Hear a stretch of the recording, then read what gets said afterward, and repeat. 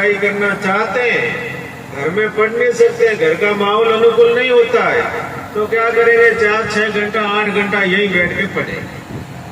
उसमें गर्मी के हिसाब से ठंडा लगा हुआ है, लाइट लगी हुई है, पंखा लगा हुआ, आराम से बैठ के पढ़े। और वो बच्चे पढ़ के अच्छी नौकरियों में जाए। अरे नौकरी नहीं मिलेगी तो क्या हुआ, अच्छा व्यापारी बन जाएगा। पढ़ा लिखा आदमी कहीं अटकता है क्या? हम तो पढ़ाते नहीं। सबसे बड़ी बेटमना ये है, क्या करना, पढ़ावे, नौकरी तो मिले नहीं। अरे नौकरी के लिए थोड़े पढ़ाना है। अगर वो अच्छा बच्चा कंपटीशन की कोई भी तैयारी कर लेगा तो उसमें अच्छी योग्यता आ जाएगी।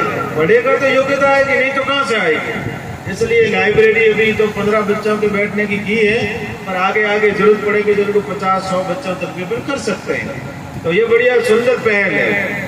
दूसरा काम, नशाबंदी तो इस स्थान पे जैसे अपने श्रीपति धाम में चाय भी वर्जित है। बड़े से बड़े लोग आते हैं, उनको चाय भी नहीं पिलाते। बीड़ी की बात तो बहुत दूर रह गई, और चाय तक तो चलो एला हुए, पर बीड़ी वाला भी यहाँ तो बंद करना कि कहीं बीड़ी पीनी है तो बाहर जाके पियो। ऐसी व्यवस्था में आज नहीं कहता हूँ आज से कर दो, पर धीरे धीरे अपने को ये व्यवस्था में भी आना पड़ेगा। एक स्थान तो ऐसा हो जहाँ पर व्यसन मुक्ति का संदेश दिया जाए। माने बुजुर्गों को तकलीफ देने का हमारा काम नहीं है। हमारी तो बुजुर्गों से आपसे यही प्रार्थना है कि आने वाली पीढ़ी आपको गर्व से याद करे कि हमारे पुरखे हमको कुछ अच्छाइयां देकर के गए। कबीरा जब हम जन्मे जग हंसे हम रोए, ऐसी करनी कर चलो हम हंसे और जग रोए। हम तो हंसते हंसते जाए, जगत आपको याद करे कि बादशाह कितने अच्छे से चले गए, अंधेरा हो गया समाज में।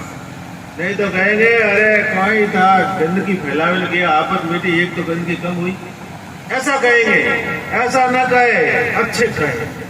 और बुजुर्गों, आपने बहुत लंबा जीवन जिया है, आपके जीवन के लंबे अनुभव है। आपके बिना ये समाज आगे बढ़ नहीं सकता।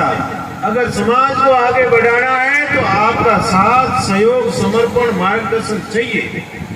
आज तक परिवार में भी अगर बुजुर्ग का कोई वृक्ष रूपी बुजुर्ग खड़ा है, परिवार में भी जैसे आंगन में एक पौधा खड़ा होता है तो कितनी छाया देता है, उसी प्रकार से परिवार में कोई बुजुर्ग है तो समझो वो उस घर की शोभा है।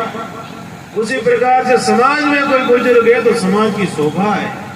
इनके लंबे जीवन के अनुभव समाज को निरंतर मिलने रहने चाहिए, तो समाज उन्नति के पथ पर आगे बढ़ेगा। तो बुजुर्गों से मेरी प्रार्थना है, ऐसा मार्ग बढ़ा